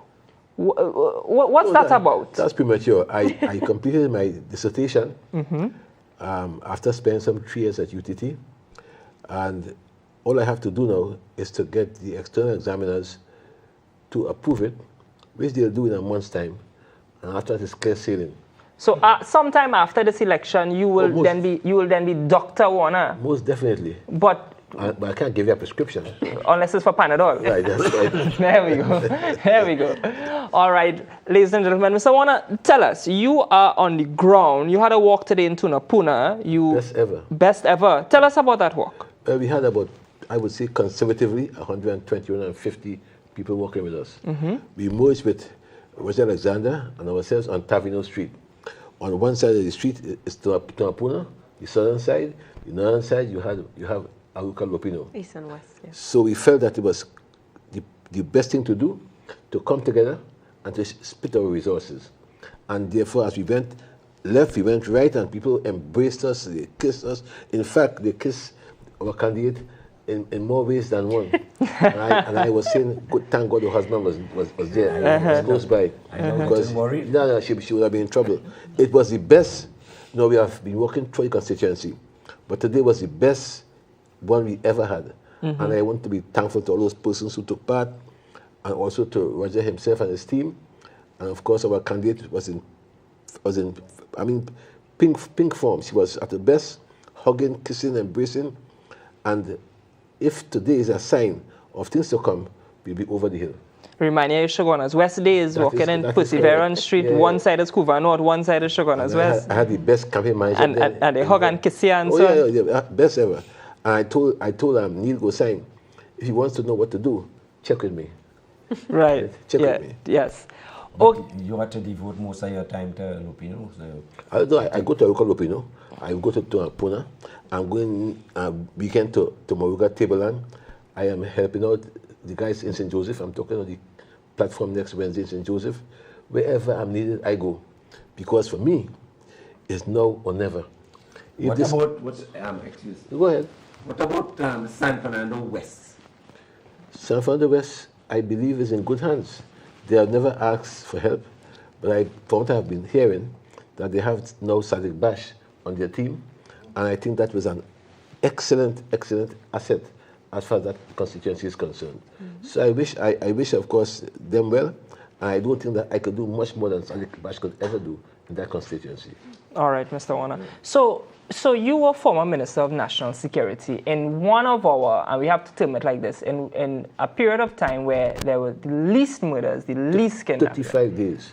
Well, not a body drop, not a bullet in Laventille. So our safest time in our entire history in recent years, you were under me. And I say so in all humility. It was under me. So give us a global view. We heard from Mr. Ramnarine earlier on a global perspective on energy. What's the global view for the country in relation to national security? Where's the shortfall? Where can improve? Where must improve? Because we're in a state of emergency and we have lawyers drop in.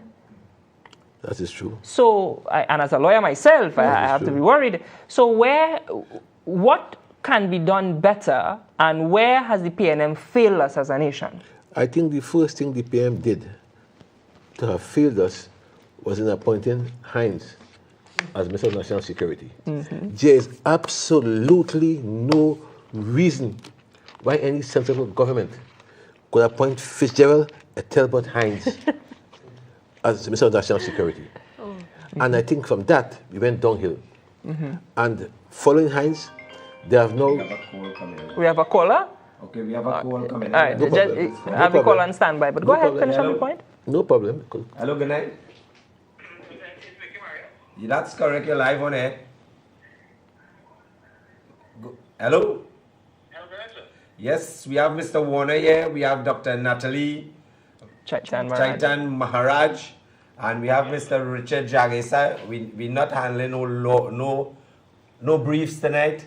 So No. I just want to just give my 2 cents to the political situation in this country. All right, quickly. Yes. What is the opinion of what are you saying? I still upset over our constitution. Is there any way that we could change the constitution if the UNC comes to the government? Thank you very much. That's easy, you know. All you have to do is to give them the constitutional majority that is required, and therefore you have to make sure they get 29 or 30 seats to make all the changes necessary. So all I ask of you is to double your efforts to ensure that the UNC gets about 29, 30 seats, and they can change the constitution as you would like it to be. Thank you. Right. So while we wait on another call, you were making the point: national security. Yeah. That's the worst thing they could have done, and it tells you the PNM and Dr. Rowley's regard for this country in terms of crime or in terms of national security. The second thing I think they have done wrong after they have failed is to move Hines and put Marvin Gonzalez. I mean, I know Marvin is your opponent, but he's no better than Hines was. And therefore, as far as that mission is concerned, it's a free-for-all. You remember at one point in time, Patrick Manning had appointed Howard Chinley as Minister of National Security. Yeah. I said all you need to do was to have a level head and a big opinion. Okay, and that was the end. 1 second, please. Nobody has... Just 1 second. Go, no, you go ahead. I have no problem with All right, caller, you're live. You have a question? Yeah, everyone, could you? Good night. Mr. Warner, I want to tell you that anything you touch, my friend, it is grow. And I want to wish you all the best. And I know you can make it. And you on the other side here, I know that you will make it. And to the panel, I wish you all the best. And the Almighty God give us the strength and courage to get rid of this evil over this land. Thank you, sir. The enemy is trying to use a new chapter with our old book and our old author. And I'm trying to fool people and mama guide people and telling people that the enemy didn't close down Petrotrin. You understand? What foolishness that people feel that if you... All right, caller. We can't take it too long. We have a lot of calls coming in, right? Yeah. And the Almighty God bless all and keep all this strong, my friend. But let me add that nowhere I have read that Allah has said that PNM has a divine right to govern this country. Nowhere have read that. That's it. Correct. Nowhere. Correct. And after 10 years, if they have not achieved what they promised to achieve, how they could do it in the next 5? Yeah. I mean, it has to be criminal for anybody, any government to ask people to give them another term. It's criminal. Yeah. Guys, just bear with us. We are trying to run the calls in our usual manner during the last 15 minutes, but we have to do it through Uncle Nazim's phone because there's an issue with the phone in the studio. So just bear with us. As you can see, we are overwhelmed, but the usual rules apply, mute your telephone and so on, and bear with us. So Nazim, we have another call. Hello, caller. Hello? Yes, go ahead, caller. You're live. Yes, Mr. Warner, Mr. Chaitan, as part of as UNC candidate and former chairman, it is obscene to see the government would accept this pay rise of 47%, and this is not touted on the UNC platform, and they gave public servants 4%. Stuart Young was ascended in the was gifted prime ministership for 24 hours, call a general election, and he entitled to $87,000 for the rest of his life. That has to change. What I have 22 hours. 22 hours. Yeah. A constitutional anomaly, a lacuna. Okay, caller, if that's it, we want to take as much call as possible, please. What I'm happy about... That is so obscene and this. It is obscene. This is obscene. Caller is Obscene and absolutely absurd. right. I myself am one. I am one of those public servants Okay. who was slapped with We the have, same 4%. we have an next call coming in. While they had Hello? their Ham and jam. ham and jam, correct Ham is and right. jam. That's why I'm And glad poor the man. PSA is on board with us. It's correct. And they're going to Just 1 start second, salary please. negotiations And the poor at man 10%. is Start left and go up. Is left there to eat, of course, grass as it were. Yes. Yeah, while they eat ham and jam. Yes, and they tell us not to eat macaroni pie. They do it pie, cooking coal pot, ride a bicycle to work, and so on. These waiters you had to do with your 4%. Right. While they got ham and jam and caviar. Correct. Tax-free vehicle. That is correct. And 47% And increase. And they also have an expenditure account for, of course, whenever they go to have expenses and so on. I mean, this is criminal. These guys are treating us as if of course, we live in the Stone Age. In this modern day and age, they want us to accept the status quo where the Prime Minister goes home with $1 million back pay, $87,000 pension for life, and so too his Stuart Young for his 10 days as Prime Minister. 22 hours. But you know what 22 hours. 22 hours? 22 hours. Before you call the election. I say 10 days. Well, okay, fine. But you know what is nice? The UNC has some of the best lawyers in this country. And I'm quite sure they'll find a way to make these people pay back that money. I'm quite sure. I'm sure. I'm waiting until after the election, and I'll go from ministry to ministry to make sure that they ask these people to get the best lawyers and find a way to pay back this money. It is wrong. It is wicked. It is criminal. Yes. All right. Good night, caller. You're live on Breaking Barriers. Yes, good night. Good night, sir. Go ahead. We're already over time, so be quick with us. Yeah, I would like to see that the PNM government, that they do not go back into the opposition. They're not fit for opposition in the parliament. Right? Just wipe them out. Just wipe them clean out of the slate and let another party. I would like to see another party be on the opposition bench. And who should be in government then? Well, the United National Congress and the coalition. All right. Thank you so much. We have another call. From your lips to God's ears, sir. Hello? Hi. Good night, caller. Thanks for holding. You're live on Breaking Barriers. Yes, I'm waiting on them to come through. You're live. You're live. Hello, good night. Hi. Good night. You're live. And you on the panel there. Thank you for taking the call. I'm calling you from Paradise Avenue, Dogville in California. Right? This is your city. You know, I the one who called the PM, Kamala, at the time, before she became Prime Minister, and gave her the idea about the Children Life Fund. I have another one for her now. That just before she became Prime Minister, right? I mean, look at the price of groceries for the poor people in this country as pensioners. Just as how Stuart Young is saying that he's going to give pensioners, in particular all of them, their money or give them an increase. Why it is we old people, we have to face the groceries for the children to send them to school and buy medication? How come it is that if he could come out and just say, give us a little increase so that we can help ourselves, you know. That will be very, very appreciated. We know times are hard, but it's hard for everybody. If he could come out and tell the people, give us a little something, that will go a long way for this election. Thank you, caller. Thank you.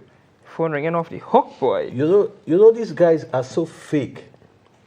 They're taking all kind of schemes and try to see how best they can incorporate it into theirs. I read somewhere where Young said, "Oh boy, your phone is very busy. Your phone is very, very busy." Good night, caller. You're live on Brick and Barriers. All the parties involved, especially Mr. Warner, you all are in the crux of everything. You all need to be aware of the EBC. The EBC is a P&M puppet. And if it is, I didn't know that they're going to be losing the election. You saw what happened in 2020. The EBC needs to be looked at very carefully in this election. Thank you, caller. Thank you, caller. Thank you so much. That is something we need to look at very, very, especially in seats like Tunapuna, St. Joseph, and Sandy Grande. That is correct. We have decided that we shall have our best officers working in these constituencies. Yes. Our best. Yes. Because these are the constituencies where things will happen. That is correct. Things will happen, yes. Yes, caller, you're live on Brick and Barriers. Assalamu alaikum and a very good evening to everyone. Yeah. Mr. Warner, it's so nice to see you. Thank you. I am very, very confused. And using one of Gerald Hines' big words, I feel very discombobulous to hear Cho Chong saying that the PNM didn't close down Petrotrin. So who closed it down? This is what I want to find out. All the best. Thank you so much. Yes, caller. Thanks, guys, for being short. As you can see, where no, hello. They blame Kamla when rain falls. They blame Kamla when the sun shines, and they blame Kamla for closing up Petrotrin. Yeah. So don't be surprised you'll hear it on the platform next week that Kamla closed down Petrotrin. Don't be surprised. Yeah. Yes, caller. Good night. You're live. Good night. Hi. Good night, caller. You're live. Good night. What is the difference between Stuart and Keith Rowley? Two peas in the same pod. They're trying to fool the population and see what is the difference between Stuart and Keith Rowley? One is a Potong and one is a Rottweiler. 1.0 and 2.0. No. I say they're two sides of a coin, right? And I will even say bim and bam, right? If you want. Yeah. All right. Thank you so much. Thank you so much, caller. As I read for my kids, thing 1 and thing 2. Yes.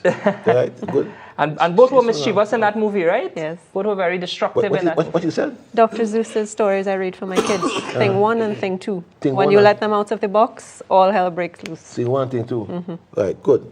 I was. That's on your platform for next week. Is it Joseph? This caller was calling next week, non-stop. Wednesday. Yes, caller, you're live on Brick and Barriers. Hello, good night. Hi, good night. Calling from Nautilus Circular, born in West Aruka. We big up Dr. Natalie Chaita Maharaj. Let Thank her know you, we sir. behind her this year. Thank you, sir. God bless you. Thank you. Yeah. Okay, then. We'll save that number. That's a street captain in waiting. All right, good night. You're live on Brick and Barriers. Good night, gentlemen and doctor. Good night. I would like to ask a simple question. Will the new government investigate the former Minister of Finance for his mishandling of the funds of the government? Thank you. But I did say that the UNC has some of the best lawyers in the country, and we will find a way to investigate them, to charge them, if necessary, to jail them for all the excesses they have done in this country. Rest assured that when this government comes into office, it shall do all the investigations necessary in all of the different ministries. Thank you so much. So we'll have to close it off there tonight. You finished already? Oh boy, I was having fun, man. I mean, we can go? You think we can convince Saif and Justin to... Justin. Once we could convince them, we go in. You hear me? Justin, we could go until 10, please? Yeah. All right, let's open back up the lines. Good. All right, let's open back up the lines. Yes, Mr. Warner. Yes, that's all right. So we were discussing the issues on a national scale. So guys, the lines are open again. And just bear with us. Like I said, let's keep it short because we are just using a cell phone and the mics. While we're waiting on a call, Richard, I just like to wish, when time flies, I will probably forget to say this. I would just like to wish all the students who will be writing SCA tomorrow. Take your time, don't get flustered, go and do your best. That is the most you can do. That is correct. You can do your best. Well said, well said. So all the best to you all. All right, good night. You're live on Breaking Barriers. Oh, that call. I think that caller.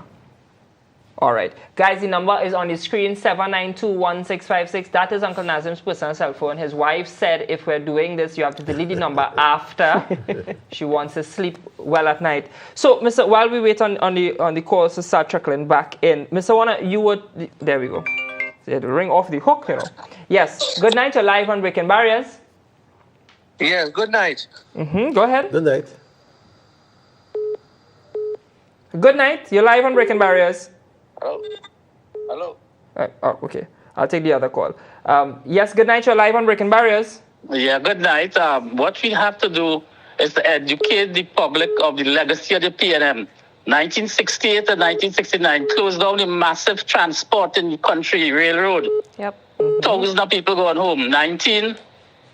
2002 to 2002, closed down Caroni, thousands of people going home. 2017, 2018, closed down Petro Trade, everybody going home. Yes. You left out one year. In the last couple of years, they take out half of the stabilization fund. If you give them the next 5 years, they'll have nothing in the stabilization fund for anybody. But I want to add if it wasn't for the stabilization fund, we'd have done good to IMF long time. I want to add one more. They close down the railway, they close down Petrotrin, they close down Caroni, but they also close down BWIA. And they close down BWIA, right? Yes. They have a ministry of close down, right? And they're doing very well with that. Very, very well. That's the most successful ministry they have. Putting people on the breadline. Yes. Ministry of closed down, and they should have a ministry of can't open. They can't open the hospitals in Port of Spain. They can't properly open Arima. They can't properly open Couva. So Ministry of closed down and can't open. Ministry of can't open and the ministry are closed down. Right, that's right. Yeah. Good night, caller. You're live. Good night, caller. Decline that one. Decline this one. Oh, this one is on. Good night, caller. You're live. Good night. Good night. Good night. I want to say a special good night to Inchan, although he's not there, but that is my boy. And I want to wish all the SEA students tomorrow all God's blessings, and let them take their time, read, and then answer the questions and do the best of their ability. God bless each and every one of them. Now, what I have to say tonight, I would like to know why it is Stuarty fooling people and talking about they going to get, see if he gets what they call like a hearing to get this thing revoked again, that they could do the Dragon deal. From inception, Rowley knew what he was doing, because $1 million paid to the Venezuelan, and you don't have no money to pay civil servants. My children still working for 2013 salary. My husband retired from TSTT and cannot get his money. No gratuity. 13 years now he retired. And the little pension that he's getting is insufficient because he's and they ill want to now. take that away from you too. Right, and he's ill. Good. This is not old age pension, this is what he worked for and was deducted from his salary every month. And now he can't get an increase. Royal Bank Trust is who paying them when the month come, and they don't get the money till the last day in the month. When they was working, they should get the money on the 25th. The pension that he is getting now cannot even support him medically and to feed him. Right? What is really going on? Yeah. Okay? Thank you, caller. So, thank you. Hello, good night, caller. You're live. Yeah, good night. Is this Breaking Barriers? You're live on Breaking Barriers. Go ahead. All right. I just called to, congratulate the panel that you have there. All right. But, I want to, thing a little point here. All right. People forget, all right, that our very first oil boom money in Trinidad and Tobago, it disappeared, right? And they had us to go to the IMF. That is in 1986 under George Chambers. All right. I heard Mr. Bial Singh talking on 101 yesterday. And, he talking about this Kamala win. She got to go to the IMF because what she want to do and them thing and them. You understand? And, like they didn't realize that they is the ones that actually went to the IMF, and devalue our money. You understand? And steady the value. We would like to know about the Minister of Finance, the leprechaun. I'm sorry, Minister of Finance. All right. About the 2-point-something billion that is missing. All right. Nobody ain't talking about those things and them. Yeah. I don't understand what is going on. Thanks, caller. All that will come to light. Yes, thanks you, caller. All right. Good night, caller. You're live on Breaking Barriers. Good night, Richard. Good night. You're live. I think if the PNM is closing down government, it's time to close them down. If the PNM is closing on government, time to close down the PNM. Thank you, caller. Thank you. Good night. You're live on Breaking Barriers. You only have hello. Good night. Good night. You're live on Breaking Barriers. Yeah, Richard. Yes. I would prefer you reduce the amount of calls you're taking, and you let the panelists talk. All right. Thanks. All right. Okay. Thank you. All right. Well, it looked like the callers have. Oh no, I turned off. I turned off the calls. No, so there people talking. You come back, we come back. Yeah. Let people talk, man. Yeah, of course. You talk, you call, let people talk. If you have to come back, we come back. Yeah. All right. No problem. The opportunity now. Go. Right. Yeah. There was this country, people are angry. Yeah. Angry. They should be heard. And that's they correct. have to be heard. And they should be heard. And if you have to come back, we come back.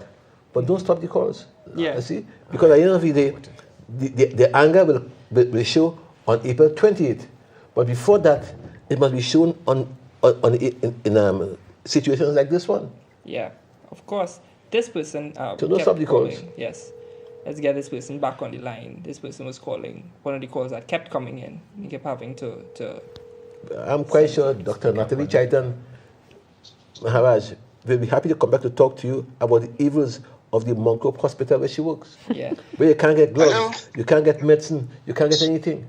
Good night, caller. You're live on Breaking Barriers. Hello? Hi, good night, caller. You're live on Breaking Barriers. Yes, I am looking at the program. Yes, caller, you're live. Is really, what is going to be done? I heard Jack say they're going to look at what is happening with the pensions and the salaries given to those who there. No.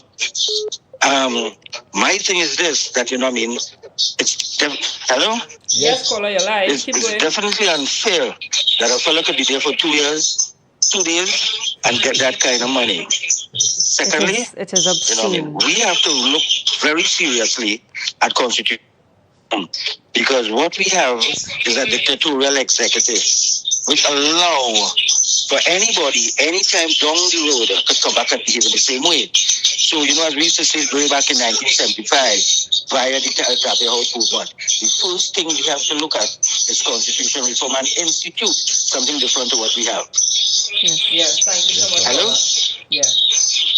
Yeah, I think that a serious issue needs to be looked at, and how come Stuart Young can go home with this pension like everybody else, as though he served as Prime Minister, but he was appointed. That is the plan between him and Rowley. Yes. He was Rowley's Gary Sobers. And they concoct this plan to milk the country of money. Yeah. And therefore their life would be easier. I said, as the doctor said, they'll get ham and jam. Yeah. And we get, of course, gravel and grass. You see? And banya belly. And banya belly. Yeah. And cook on coal pot. Good night, caller. Good night, caller. You're live. Good night, caller. You're live. Speakerphone. Yeah, he has an unstable connection. All right, caller. Could you call us back, please? Yes. And there was another call. I declined to take that one. All right, guys, the phone lines are open, or the phone line, 792-1656. Live in studio with us is former Minister of Works and National Security, Mr. Austin Jack Warner, and UNC candidate, Dr. Natalie Chaitan Maharaj. Candidate for Aruka Lopino. Candidate for Aruka Lopino. Because our constituents must know this and must hear. And before I even say this, on the 19th, we have a motorcade throughout her constituency. And the 25th, a meeting at Five Junction involving all the constituents. And the East-West corridor. And tell them, candidate. So we have our biggest events for the campaign being our motorcade on the 19th of April. The route to be announced, it can be followed on all of our social media pages, Facebook, Instagram, and TikTok. Point is at the velodrome, not so? Are you at velodrome? I believe so. 7 o'clock in the morning. Yeah. 7 in the morning. And then on the 25th of April, that's the Friday before elections, we have our constituency rally and meeting to be held at Five Rivers Junction. That will be to invite the entire East-West corridor to come out in our numbers and show that we are ready to change. Thank you so much. Perfect. All right. Good night, caller. You're live. Yes, caller. Good night to the panel. Yes, caller. We can hear you. Yes, good night. Yes, caller. You're live. Go ahead. When Dr. Chaitan get the Ministry of Health, I would like her to get the office for the public servants, retirees, to get free health service. That is an excellent idea, sir. Thank you, caller. All right, I'm going to take another call now. Thank you, caller, for that. Yeah, yes. We had to move fast and furious. Yeah, we only have them until 10. After that, we took off the lights and we will remain. As far as free health service goes for pensioners, technically the health service is already free, but even in the policies we have now, we will marry two issues. We will employ the doctors who can't find jobs now to go out into the rural areas, especially to meet our senior citizens who can't make it in to health centers or hospitals. So where the health service is already free, if it's unattainable to them, the doctors will come to you. Yes, so sort of a mobile clinic. Yes. Not only a mobile clinic, personal house calls. That's part of the policy already. All right. Good night, caller. You're live. Hello, good night. Good night, caller. This one is from Mr. Warner. Mm-hmm. On the night of the elections in 2010, former Minister of Works Coleman Butt came on the TV with a map showing a highway all the way around Trinidad and a road from Princestown to St. Helena. Mm-hmm. When Mr. Warner was the Minister of Works, he talked about a road through the mountain from Maracas and Joseph to Maracas Valley. Mm-hmm. Now what we're seeing is rancing and every time rain fall and the mountain cave down. He tell about the bridle road is 100 years old. Mm-hmm. Could you tell us what they'll be doing about the road infrastructure in this country, please? Thank you. Well, I always maintain that we can have a tunnel from Kurep right through to Maracas, and we can alleviate a lot of the traffic that don't take place there, and the ways in which the mountains in Maracas always seem to come down on the road.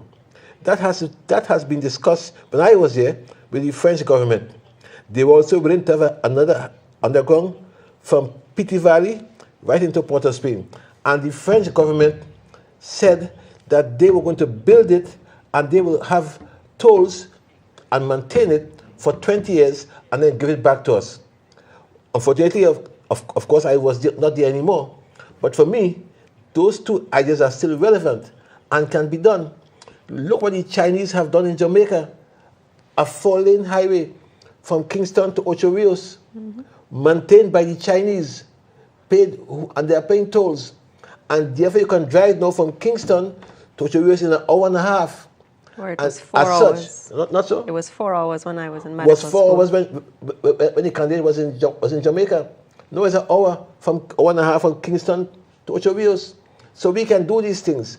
But if you have a government like the PNM living in the Stone Age, then this wouldn't be possible. But these things can be done in this modern day and age. Thank you. All right. Good night, caller. You're live. Yes, good night. Good night, caller. Do I speak at this time? Yes, you're live on Breaking Barriers. Okay. It is way past Jack bedtime. Please send the gentleman home with a blanket. For the sake of change in this country, I have no bedtime. So you have no cause to worry. And in any event, I have a doctor on my left. Right? So don't worry. Thank you very much. Thank you. All right, caller, you're live. Hello? Hi, caller, you're live. Alive? You're live on Rick and Barriers. Yes, go ahead. Okay, good night. Good night to the panel there. Good night. Good night. Yeah.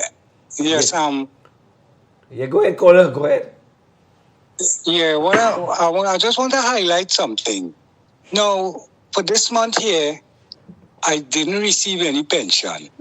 When I went to the office, social welfare office, they told me that they sent the pension to a different bank with the same number, my same number. They sent it to RBC with my same number, and they had a computer glitch.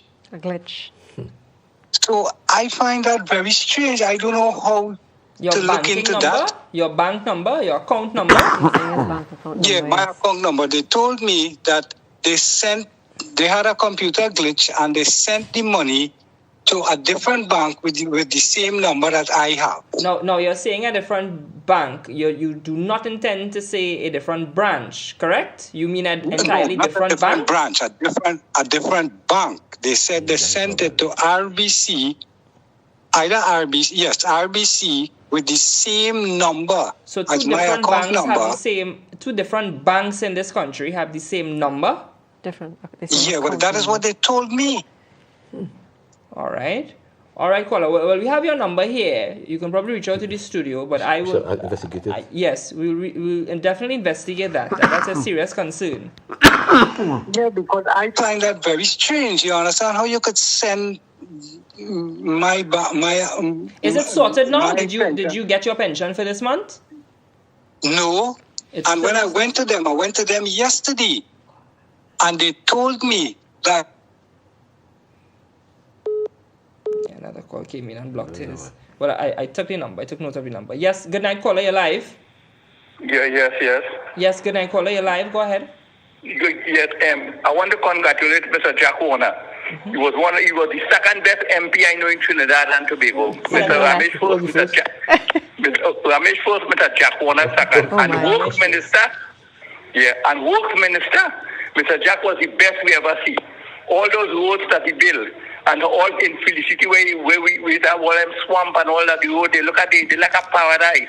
And the shortcut to go to the airport there now, where he cut out there, you know what traffic he does these up, the pre-sale roundabout, all these sort of things. We would never in the history of Trinidad and Tobago see a next politician in the Ministry of Works like Mr. Jack Warner. And he's still up from 3 a.m. He's still up from 3 a.m. Yeah, I remember they had something where he telling the lady to come 4 o'clock to have a meeting with she, and she come 4 in the evening, but was 4 in the morning. It was 4 in the morning. Yeah, no, but it was the best. I always say, I would give congratulations to Mr. Jack 100% as a member of Parliament for Shoguana's area, where he did it so good, so great, and everything. And he's the only man that beat the UNC convincingly in that seat as an independent. I know a lot of people like to say that, but Mr. Warner, may God bless you, give you good health and continue. And I'm glad you come back in here.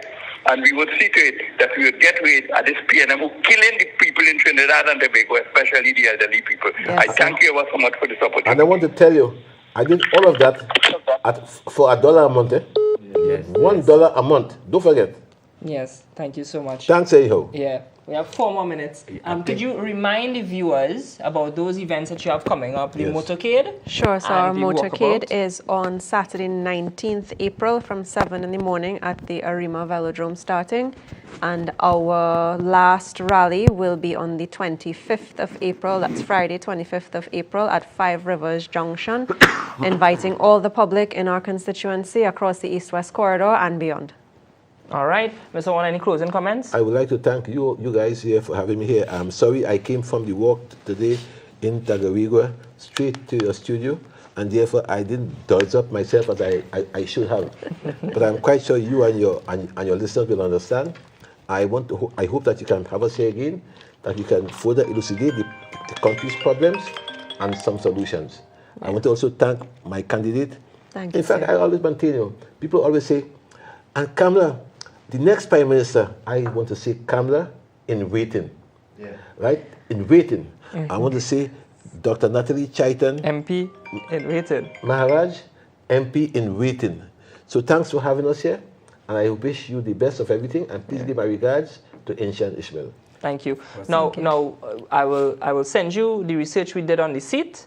Of course, we do intend for that seat to fall in the UNC column. Yes. Of course, without any votes cast to the third party rings, who are agents of other people, that seat should come home to the UNC. That's a dark horse in the race. It will. Trust me, it will. And I've told this to all the guys in the hierarchy of the UNC, that Aruka Lopino will come home this election as a UNC victory. I told them so. Mark my words. And who do hear will feel. Mark my words. And you know when I call a shot for election, correct? So far. So we hope you continue. So thank you very much. Always a pleasure. Thank you, Doc. Thank you. Yes, Mr. Thank you, Nazim. Thank you. No, we don't shake Muslims. It is true. My apologies. Right, no problem. All right, Nazim, you going to do the closing comments? Well, yes, folks. Now, as I said before, I have a frog in my throat. So you have to excuse me. That's why I... What are you saying with Camille? Look for somebody else. So I would just like to, again, extend my sincere gratitude for you all being here tonight. Our pleasure. And our doors are always open. If you want to come in, we want to try and do a program during the day. Because what happens, you know, with meetings on evenings, we wouldn't capture the audience. So we're looking to see, we have to choose a particular day where we will probably have it from about 10 to about 12. Sure. So we can get the viewing public at home. Because we're in crucial times and we need to do things to up the ante, especially the youths. We have so many youths who are out here now who have to vote, unemployed. So, Dr. Chaitan, I think you will cut out. But as they say, you young, you can get the youths over on your side. Yes, sir. So, young people, this is your chance. You see, the old people long time, but I want to, but the old people long time had one mindset. Young people, you have to make the difference in this election. You have to make the difference because your future is what at stake. So, folks, that's it on my end. All right. Good night, everyone. Thank you for tuning into another episode of Breaking Barriers, extended version tonight. I expect all the series between now and election day to be extended. So stay tuned. Back with you again next week, Wednesday, if not before. So we look forward to seeing and hearing from you again. Thank you for tuning in this extended version of Breaking Barriers. Bye, everyone.